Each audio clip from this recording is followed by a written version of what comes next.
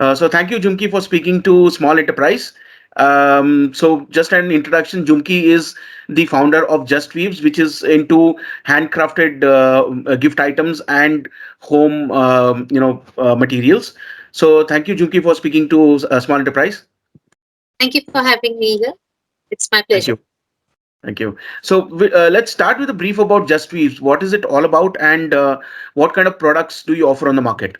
Just Weaves is all about handcrafted artifacts. Like everything out we have here is handmade, hand woven by the Indian weavers and artisans. We are trying to promote everything that has been handmade. Nothing here is machine made. Okay. In terms of the venture, you mentioned that it deals in handcrafted, products. You also said that you work with Indian weavers. Is there an association that you work with? What is the kind of source for this and the materials that is used for producing these handcrafted materials?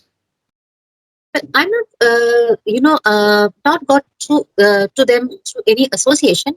Basically, I have with me, I have women working from their homes, from their villages only. Like though it's my own production unit, but what we have is they are working out of their own homes. Basically, we have reached out to them, and then they are getting this thing done. I mean, we are basically we have engaged women in this enterprise. Okay. So how do you identify the women who work with you, like the artisans? Well, we had to do a lot of research work. Which part of India has who working. Like within Bengal only, we had to find out. First of all, when initially when I a lot of research work went into it.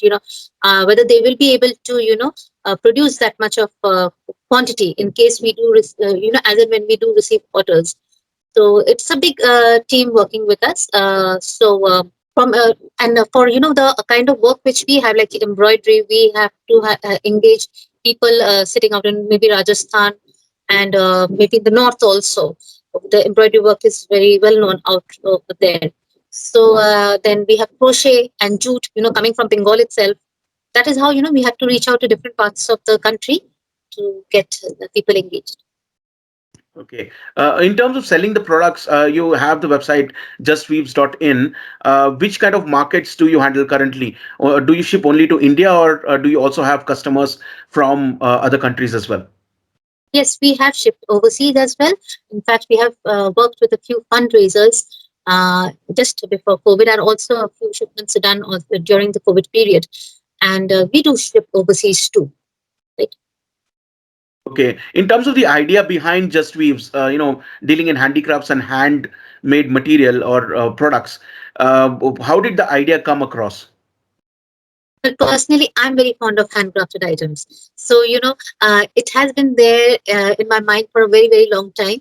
And then slowly and steadily, I took time, to basically set this entire thing up. And of course, with COVID coming in between, I wanted to have my own production unit locally. But then again, I thought, like, if I have people working from their own units, from wherever they are located, I would actually get the genuine taste or the authentic material of, into that handcraft. So that is what, like, it is my own personal interest only. Then, of course, I slowly developed over it and got this thing, um, you know, onto the digital platform basically. Okay. And how many years has it been since the platform is live? Oh, the COVID pushed it. Initially, we were doing it physically only, whatever sales in a little way we were managing. But then, like, we went digital only during this. We decided, no, we need to, to be available to, the overseas people need to know us. And it was easy for us, to get capture the market that way. So apart from the challenges that COVID brought along when you started up, every startup has its own startup pains, kind of, challenges that you might face, red tapeism, all those things. So what were the challenges apart from COVID situation that you had to face? As I said, because the production unit is spread out all across the country, it is not in one location. So, a lot of movement is required, a lot of monitoring is required. You have to go to their places physically. Sometimes they feel like, madam, I've just given the order and then, I'll, forget about it or something, or, they can sit back on it. So, constant monitoring. And these people are not very, digital friendly. So, okay. At times now they have got used to it that I take video calls during this period, like and see what they're doing, how the production is progressing, and so on and so forth. So it a lot of movement is necessary from my end. That is the obstacle, distance factor. But otherwise, now that they are also habituated to the way we work, so it's falling in place. Okay. In terms of the day-to-day operations, how many people are involved in this kind of an operation? Like you and maybe a team, because you said that you also have a production unit as well, a local production unit. So, what is this, the workforce strength? Right now, it is well, we are managing with a core team. You can say we are about 10 people or so. But of course, we have a lot of additional work. Hands coming in. When we get orders, what happens is for packing, or we have to engage them accordingly. We have to bring in more people that time.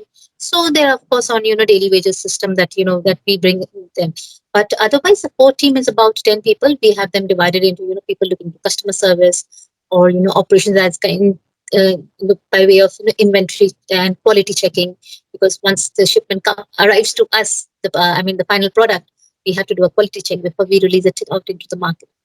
So all this work is Okay. In terms of the finance, are you bootstrapped or are you funded by a third party, funding company?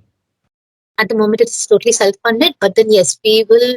Of course, you understand that once the market opens up, we would have to opt for maybe bank-funded kind of. We have to keep that option open.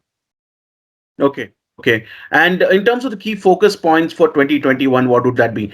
Strategies per se, see, we would have to our focus would be on digital marketing only, because as I said that initially we were had a different mind frame, when we had set in, maybe we would have a store or production unit locally, and then we would physically perhaps have exhibitions and stalls. But now everything has to go virtual. So to have that, we have to have a digital presence, right? So create a presence through the digital medium only. So that is there. And of course, creating an awareness for people. It is not only enough to just market our products. We need to create an awareness why to use handcrafted stuff, and their about their longevity, and how they are more efficient or useful in rather than using the easy use and throw stuff which is available in the market. How and people now, of course, they are getting into eco-friendly and biodegradable products. So that again, is a perhaps a reason for promoting the handcraft also. People are getting into activities where weddings are where they want to go in for zero waste products. So handcrafted stuff, and products made out of jute and cotton obviously stand out.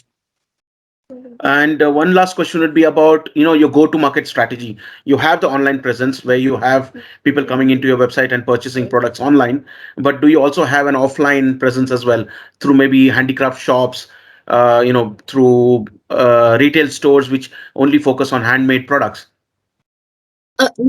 Focusing only on handmade products, as in they do we do supply to such boutiques who are interested in also having a shelf for handcrafted products. Additionally, apart from maybe they're having a garment store or whatever, they would like to also introduce the home decor this thing section. So we do have outlets also promoting just with products, and they have handcrafted products in their shows. Thank you, Jhumki, for speaking to Small Enterprise. It was nice having you today with us, and we hope to speak to you again in the future. My pleasure. Thank you so Thank you. much. Thank you.